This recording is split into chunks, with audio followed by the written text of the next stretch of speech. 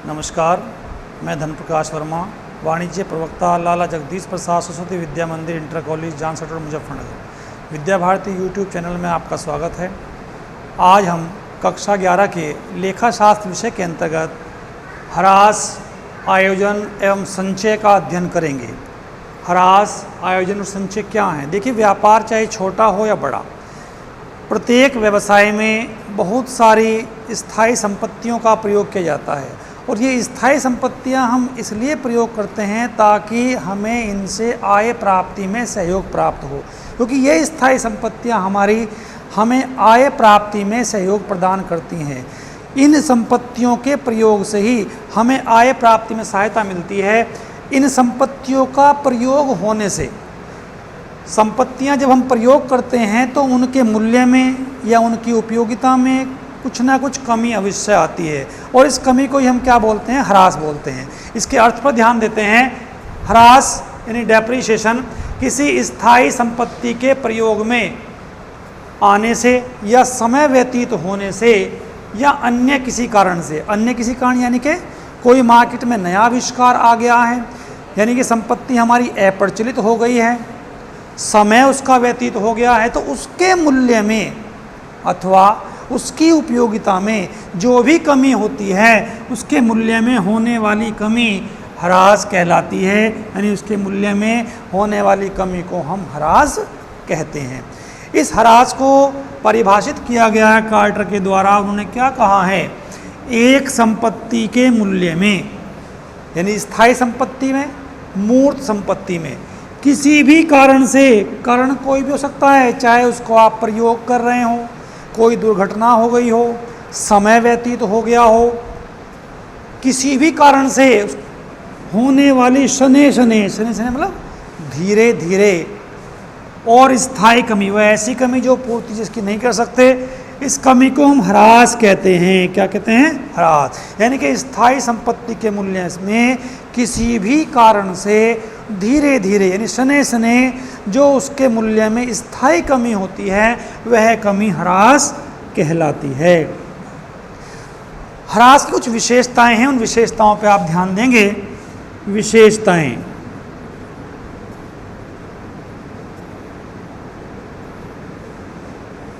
विशेषताएं क्या हैं? देखिए, नंबर 1, जो ह्रास है आपका, ये केवल मूर्त और स्थायी संपत्तियों पर ही लगाया जाता है। स्थायी संपत्तियों पर, इनके अमूर्त संपत्ति पर ह्रास नहीं लगाया जाता। दूसरी बात आती है इसके अंतर्गत, ह्रास के लगने से उस संपत्ति के पुस्तक मूल्य में कमी होती है। ह्रास लगाने से संपत्ति के पुस्तक मूल्य में कमी आती है। तीसरी विशेषता हम कहते हैं कि ह्रास जो हमारा है ये एक निरंतर चलने वाली प्रक्रिया है। निरंतर चलने वाली प्रक्रिया है। ऐसा नहीं है कि कोई संपत्ति आपने प्रयोग करना बंद कर दिया तो उसके मूल्य में कमी नहीं आएगी। समय जैसे व्यतीत हो रहा है तो उसके मूल्य में भी कमी आ रही है और ये मूल्य में आने वाली कमी हमारी ह्रास कहलाती है। दूसरा, इसके बाद हम देखते हैं अन्य कोई और भी कारण हो सकता है इसके साथ साथ, जैसे टूट फूट या कोई दुर्घटना, इन कारणों से भी ह्रास लगता है। ये जो ह्रास है ये एक गैर रोकड़ी व्यय है, यानी कि ह्रास के लिए हमें अलग से कोई धनराशि खर्च करनी नहीं पड़ती। ये नॉन कैश आइटम है, गैर रोकड़ी व्यय है। यह एक आगम हानि है, आयगत हानि जिसको हम बोलते हैं, क्योंकि संपत्ति के मूल्य में जब कमी आती है तो वह हमारा नुकसान है, यह आयगत हानि है। इसीलिए इसे लाभ हानि खाते के ऋणी पक्ष में दिखाया जाता है और जब आर्थिक चिट्ठा तैयार करते हैं तो संपत्ति पक्ष में संपत्ति के मूल्य में से इसको हम घटा करके दिखाते हैं। अब इसके बाद आता है हमारे कारण। ह्रास लगने के कारण कौन कौन से हैं? नंबर 1, अब कारण पे ध्यान देंगे। कारण, पहला कारण है इसका निरंतर प्रयोग।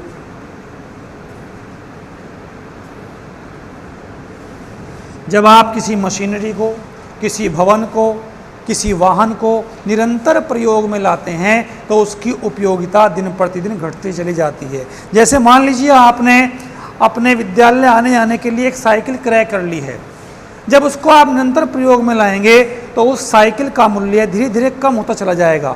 मान लीजिए आपने प्रवेश के समय अपनी साइकिल 5,000 रुपये क्रय की है, लेकिन जब आपका एक सत्र पूरा होगा तो उस समय अगर आप साइकिल का मूल्य निकालना चाहें तो वह साइकिल आपकी 5,000 रुपये में नहीं बिकेगी। इसका मतलब ये हुआ कि उसकी उपयोगिता में भी कमी आई है, उसके मूल्य में भी कमी आई है, अर्थात उस संपत्ति पर आपका ह्रास लग गया है। इसी प्रकार व्यवसाय में प्रयोग होने वाली संपत्तियों में भी निरंतर प्रयोग होने से उसके मूल्य में कमी आती है। दूसरा आता है इसमें समय की समाप्ति।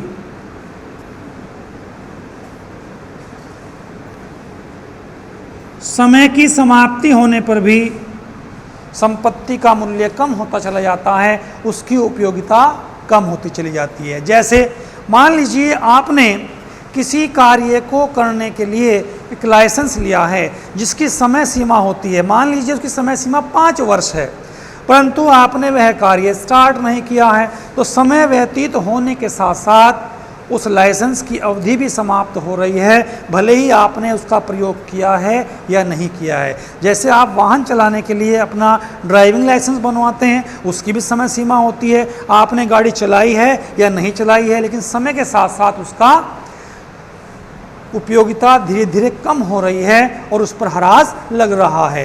नंबर 3 है इसमें मूल पदार्थ की समाप्ति।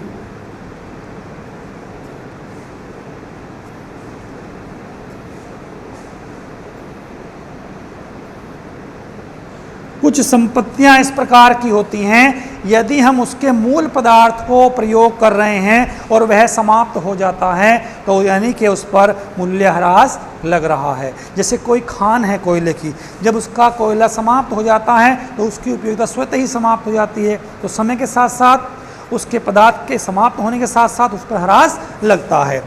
अब इसके बाद आता है नंबर नेक्स्ट, दुर्घटना के कारण।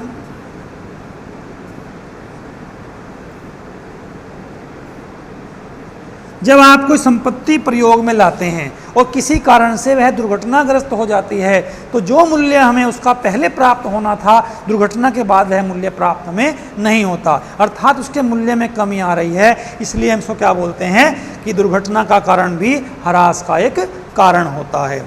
अब इसके बाद हम देखते हैं कारण के बाद कि ह्रास का हम आयोजन क्यों करते हैं, क्या इसके उद्देश्य हैं, ह्रास लगाने का कारण क्या है, क्यों इसको हम लगाते हैं, क्या इसकी ज़रूरत है। तो ह्रास आयोजन का उद्देश्य, क्यों लगाना जरूरी है ह्रास, इसके बारे में चर्चा हम करेंगे। तो सबसे पहले हम बात करते हैं नंबर 1, सही उत्पादन लागत ज्ञात करने हेतु।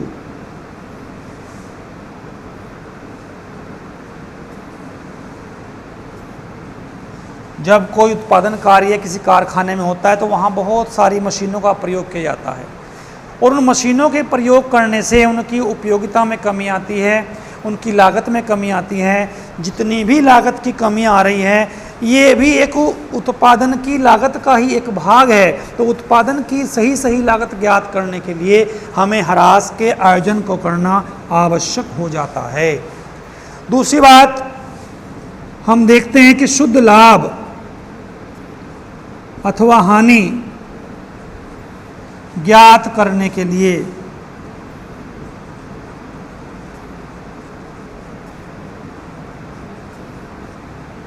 व्यवसाय का शुद्ध लाभ अथवा हानि ज्ञात करने के लिए ह्रास का आयोजन करना बहुत ही आवश्यक है। यदि हमने ह्रास की व्यवस्था नहीं की है तो शुद्ध लाभ प्राप्त आप नहीं कर सकते, जिस कारण से आपकी आर्थिक स्थिति का भी सही प्रारूप आपको प्राप्त नहीं होगा। अर्थात सही आर्थिक स्थिति ज्ञात करने के लिए भी ह्रास का आयोजन करना आवश्यक है, सही आर्थिक स्थिति ज्ञात करने हेतु। क्योंकि अगर आप ह्रास का आयोजन नहीं करेंगे तो आर्थिक चिट्ठे में संपत्ति पक्ष में संपत्ति में से ह्रास माइनस नहीं करेंगे तो संपत्ति मूल मूल्य पर ही आपको दर्शानी पड़ेगी, जबकि वास्तव में उसका मूल्य कम हो चुका है। तो सही मूल्य ज्ञात करने हेतु आपको ह्रास की व्यवस्था करना बहुत ही आवश्यक है। एक बात और है इसके अंदर, कानूनी अनिवार्यता। कंपनी अधिनियम के अनुसार ह्रास का आयोजन करना अनिवार्य है।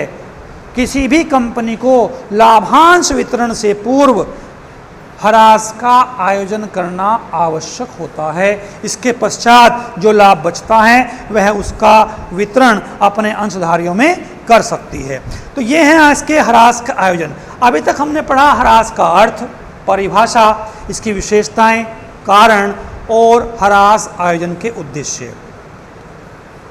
यहाँ तक मैं आशा करता हूँ कि आपको समझ में आया होगा। अब हम इससे आगे बढ़ते हैं।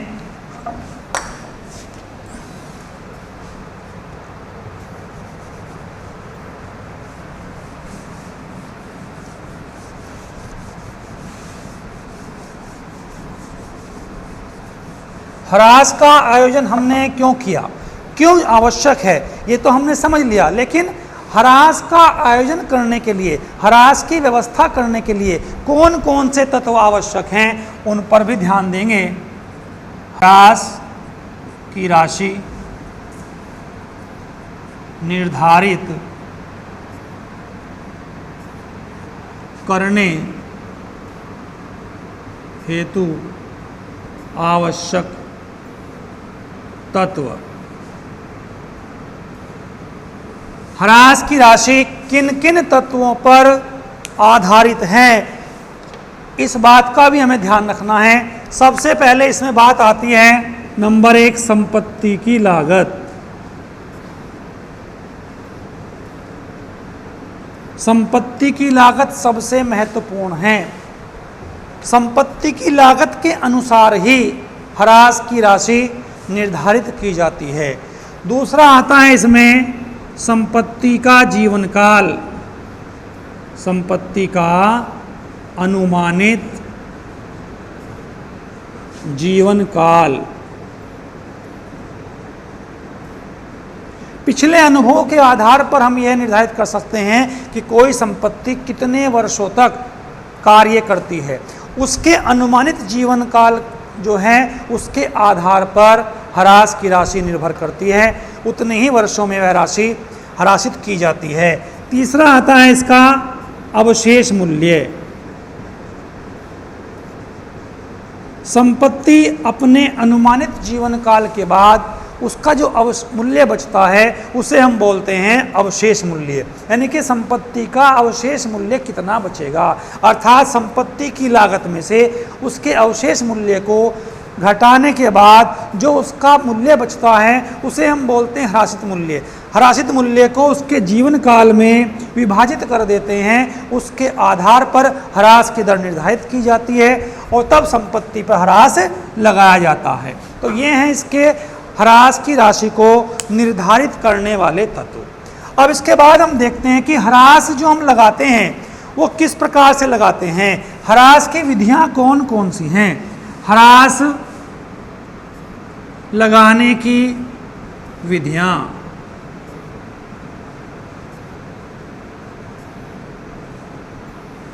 ह्रास लगाने की अनेक विधियां हैं। जैसे नंबर 1, सरल रेखीय पद्धति।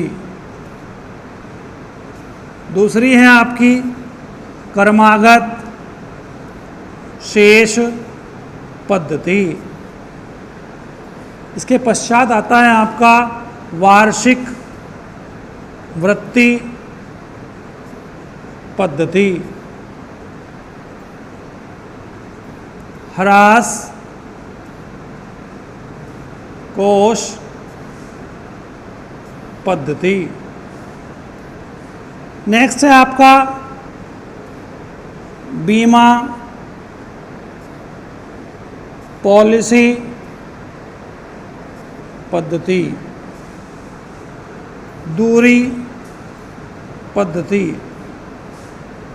ऐसी अनेक पद्धतियां हैं जिनके आधार पर हम संपत्तियों के अनुसार पद्धति का प्रयोग करके ह्रास की गणना कर सकते हैं।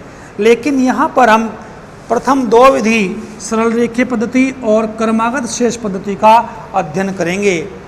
ठीक है, तो सरल रेखीय पद्धति क्या है, इसके बारे में हम चर्चा करते हैं कि क्या है सरल रेखीय पद्धति।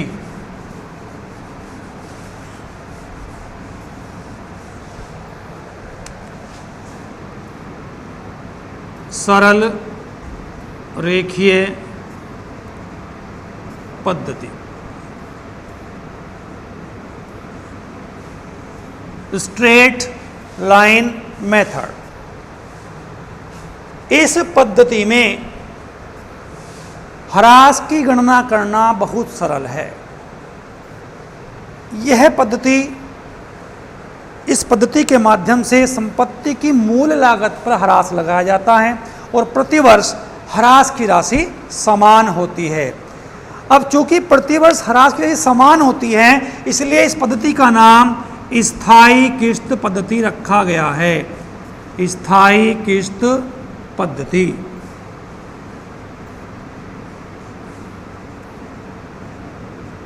प्रतिवर्ष संपत्ति की मूल लागत पर ह्रास की गणना करते हैं, इसलिए इस पद्धति का नाम मूल लागत पद्धति भी है। मूल लागत पद्धति। इस पद्धति में प्रतिवर्ष ह्रास का भार समान रूप से पड़ता है। अब इस पद्धति के कुछ गुणों पर ध्यान देते हैं। गुण कौन कौन से हैं इसके अंदर। पहला गुण, नंबर एक, यह है एक बहुत ही सरल प्रणाली है। सरल प्रणाली। इस पद्धति में ह्रास की गणना बहुत ही सरल है। दूसरी बात आती है इसके अंतर्गत संपत्ति का मूल्य शून्य। इस पद्धति में ह्रास लगाते लगाते एक समय ऐसा आता है कि संपत्ति जीवन काल समाप्त होने पर संपत्ति का मूल्य शून्य हो जाता है अथवा उसके अवशेष मूल्य के बराबर मूल्य बचता है। तीसरा गुण इसके अंतर्गत आता है ह्रास का समान भार। प्रतिवर्ष लाभ हानि खाते पर इस संपत्ति के ह्रास का समान भार पड़ता है, क्योंकि ह्रास की राशि प्रतिवर्ष एक समान होती है। इसके बाद आता है आपका अत्यंत उपयोगी। कुछ हमारी संपत्तियां ऐसी होती हैं जिनके लिए अत्यंत उपयोगी है ये, जैसे आपका पेटेंट, ट्रेडमार्क। इनकी जितने वर्ष के लिए हमें यह सुविधा प्राप्त हुई है उतने वर्षों में उस लागत को बांट देते हैं और प्रतिवर्ष ये राशि समान मात्रा में हम लाभ हानि खाते के माध्यम से इसको अपलिखित करते चले जाते हैं। अतः यह एक अत्यंत उपयोगी पद्धति है। अब कुछ इस पद्धति में गुणों के साथ साथ कुछ दोष भी हैं। दोष पे ध्यान देते हैं कि कौन कौन से दोष हैं। दोष, नंबर एक, नई संपत्ति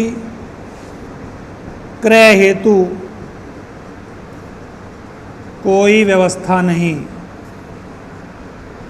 इस पद्धति में नई संपत्ति क्रय करने के लिए कोई व्यवस्था नहीं है, अर्थात जब भी आपको नई संपत्ति क्रय करनी है तो उसी समय धन की व्यवस्था करनी पड़ेगी।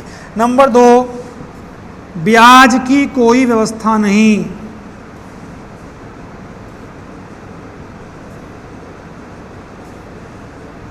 जो धनराशि आपने उस मशीनरी में या उस भवन में विनियोजित की है, अगर वह धनराशि कहीं बाहर अन्यत्र कहीं आप विनियोजित करते तो वहाँ ब्याज भी आपको मिलता है, लेकिन यहाँ पर संपत्ति में विनियोजित करने के पश्चात कोई भी आपकी ब्याज की व्यवस्था नहीं है। नंबर 3 आता है इसमें प्रतिवर्ष ह्रास समान, यानी कि ह्रास की राशि प्रतिवर्ष समान रहती है। संपत्ति जबकि प्रयोग होते होते उसकी उपयोगिता कम होती जा रही है, लेकिन ह्रास की राशि फिर भी समान है। तो ये इसका दोष है और गुण है। अब इसके ह्रास की गणना के लिए एक सूत्र का प्रयोग किया जाता है, उसका हम देखते हैं कैसे प्रयोग करते हैं। ध्यान देंगे, जैसे आपका ह्रास की राशि बराबर संपत्ति का मूल्य, संपत्ति का लागत मूल्य माइनस अवशेष मूल्य और अनुमानित जीवन काल।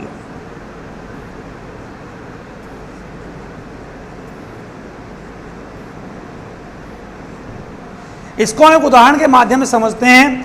मान लीजिए एक मशीन हमने क्रय किए हैं, एक मशीन क्रय की है हमने जनवरी 1, 2018 को। 2017 को मशीन क्रय की है जिसकी कीमत 60,000 रुपये है। इसका अनुमानित जीवन काल है, अनुमानित जीवन काल 3 वर्ष है और अवशेष मूल्य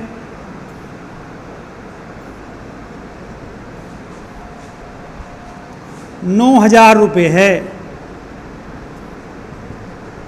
अब सरल रेखीय पद्धति के माध्यम से इसका हम लेखा किस प्रकार करते हैं उस पर ध्यान देंगे। तो मशीन अकाउंट कैसे बनेगा आपका?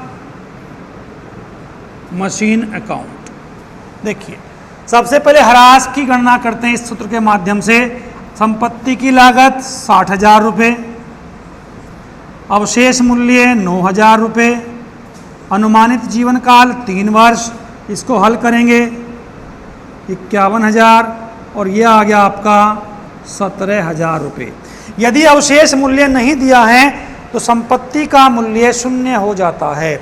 अब इसको हम पुस्तकों में कैसे लेखा करते हैं? जनवरी 1, 2017 को जब हम मशीन क्रय करते हैं तो डेबिट पक्ष में इसका लेखा करेंगे। Machine account debit to cash, machine यहाँ डेबिट हुई है तो जनवरी 1 में टू कैश अकाउंट 60,000 रुपये।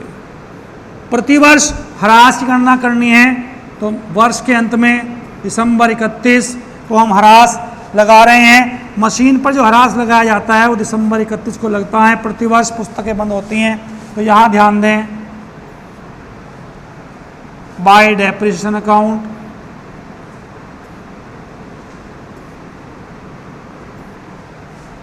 $17,000। अब इसका बैलेंस निकाल देंगे वर्ष के अंत में ही। 60,000 टोटल करेंगे, इसमें से माइनस कर देंगे 17,000।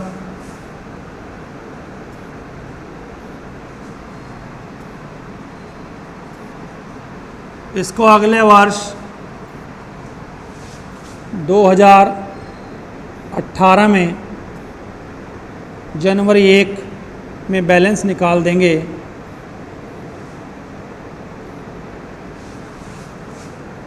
और प्रतिवर्ष ह्रास की राशि यही रहेगी दिसंबर 31 में।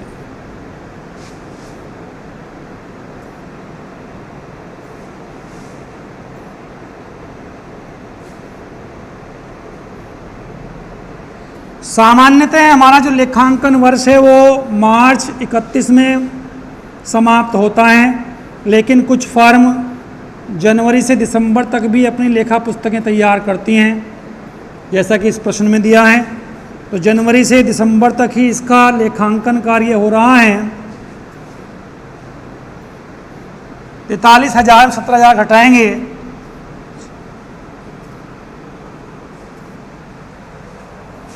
अब तीसरा वर्ष 2019 जनवरी 1 टू बैलेंस ब्रॉट डाउन 26,000 रुपये। 2019 दिसंबर 31 को ह्रास लगाएंगे 17,000। और यहाँ पर अगर अवशेष मूल्य ना दिया होता तो बैलेंस शून्य आ जाता, मगर यहाँ पर जो बैलेंस बचता है वह अवशेष मूल्य के बराबर बचेगा। 26,000 में से 17,000 घटाएंगे तो आपका बचेगा 9,000 रुपये। ये 9,000 रुपये क्या है? Scrap value. संपत्ति समाप्त हो चुकी है, लेकिन जो उसका स्क्रैप बचा है वह 9,000 का बचा है, इसको हम 9,000 में बेच देंगे।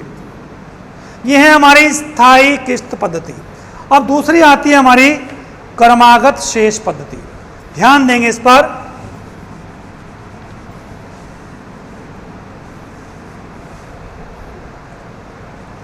नंबर 2 है क्रमागत शेष पद्धति। इस पद्धति में प्रतिवर्ष संपत्ति के ह्रासित मूल्य पर ह्रास लगाया जाता है, इसलिए इसको ह्रासित शेष पद्धति भी कहते हैं। अर्थात संपत्ति का जो मूल्य घट करके आया है, पूर्व क्वेश्चन के माध्यम से अगर हम देखें तो पिछले क्वेश्चन में हमने प्रतिवर्ष 60,000 रुपये पर ही ह्रास लगाया था, लेकिन इस पद्धति में प्रथम वर्ष उसी प्रकार से आप ह्रास लगाएंगे 17,000, लेकिन दूसरे वर्ष में जो मूल्य घट करके बचा है उस पर हम ह्रास की गणना करते हैं। तो यहाँ पर घटते हुए मूल्य पर ह्रास लगाया जा रहा है, इसलिए इसका नाम घटती शेष पद्धति भी है। गुण क्या क्या है इसके ध्यान देंगे। नंबर 1, यह एक वैधानिक प्रणाली है।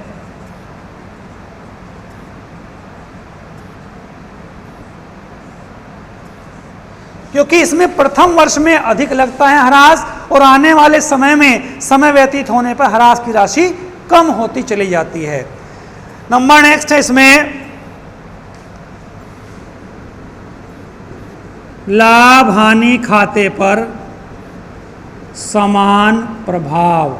अर्थात प्रथम वर्ष में ह्रास ज़्यादा है, संपत्ति नहीं है, तो मरम्मत कार्य भी कम होगा, तो दोनों का योग समान हो जाता है। आने वाले समय में संपत्ति पुरानी हो जाती है, मरम्मत अधिक होगी तो मरम्मत का व्यय ज़्यादा होगा, लेकिन ह्रास कम लगेगा, तो प्रतिवर्ष ह्रास भी समान, ह्रास जो भार पड़ता है वह समान भार पड़ता है। अब कुछ दोष भी देखते हैं इसके। इस प्रणाली में संपत्ति का मूल्य शून्य नहीं होता, क्योंकि प्रतिवर्ष ह्रास घटता चला जाता है, तो संपत्ति का मूल्य कभी भी शून्य नहीं होगा। दूसरे, इस प्रणाली में भी ब्याज की अवहेलना की गई है। यहाँ पर भी ब्याज कोई व्यवस्था नहीं है। संपत्ति में हमने पैसा विनियोजित किया है तो उस पर कोई ब्याज नहीं लगता। इस पद्धति को भी अब हम एक उदाहरण के माध्यम से समझते हैं। ध्यान दीजिए, मान लीजिए हमारी कोई संपत्ति जिसका मूल्य 60,000 रुपये है, जिसका अनुमानित जीवन काल 3 वर्ष है, समय 3 वर्ष, और ह्रास की जो दर है हमारी वो प्रतिवर्ष 10% वार्षिक है। तो प्रतिवर्ष ह्रास की राशि 10% है, तो ह्रास कैसे निकालेंगे? ह्रास बराबर संपत्ति का मूल्य 60,000 गुणा ह्रास की दर 10%। तो पहले साल का जो हमारा ह्रास निकल के आता है वो है हमारा 6,000 रुपये। तो इसी प्रश्न को हम दोबारा से करते हैं।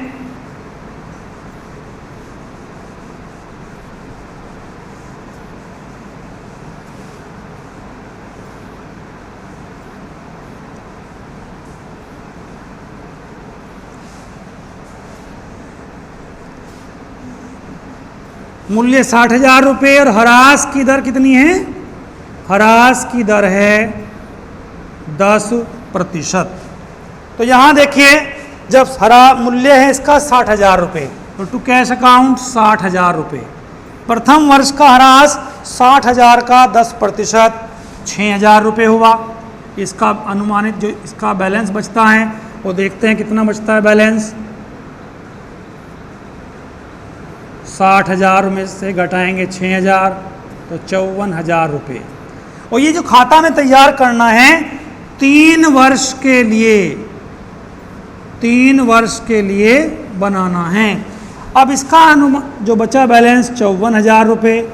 अगले वर्ष इस शेष पर 10% ह्रास लगाना है तो 5,400 रुपये आता है और इसका शेष बचता है हमारे पास 48,600। इस बैलेंस को हम तीसरे वर्ष में नीचे ले जाते हैं 48,600 को, और इस पर भी 10% ह्रास लगाएंगे तो 4,860 रुपये आएगा और बैलेंस बचेगा इसका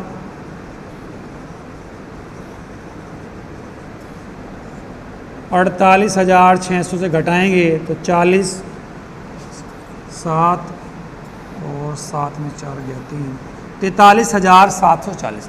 जितनी अवधि के लिए कहा गया है 3 वर्ष के लिए कहा है तो 3 वर्ष के लिए हमने बनाया। चौथे वर्ष में इस बैलेंस को नीचे उतार देंगे अगले साल जनवरी 1 में 43,740।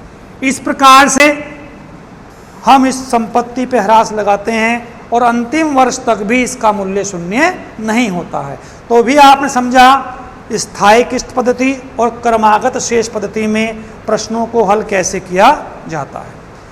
अब इसके बाद हमारा जो अगला टॉपिक है वो आता है आपका आयोजन। क्या है आयोजन, इसके बारे में आप समझेंगे। अब आता है हमारा आयोजन। आयोजन क्या है, यानी कि प्रावधान, प्रोविजन।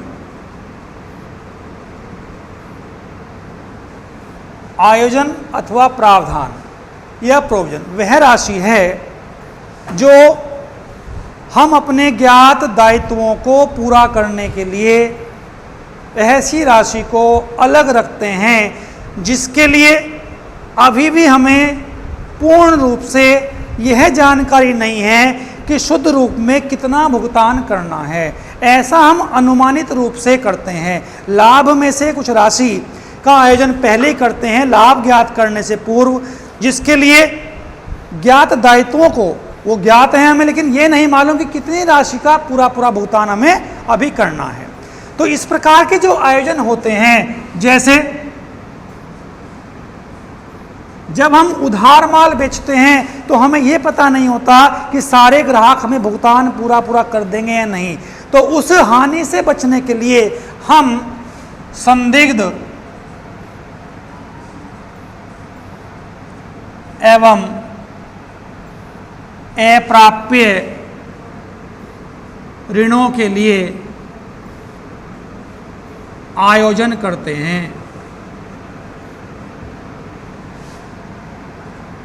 नंबर 2, देनदारों पर छूट के लिए आयोजन।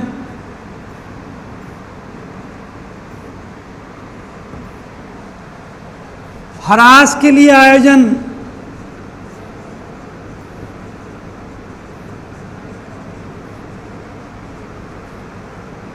कर के लिए आयोजन।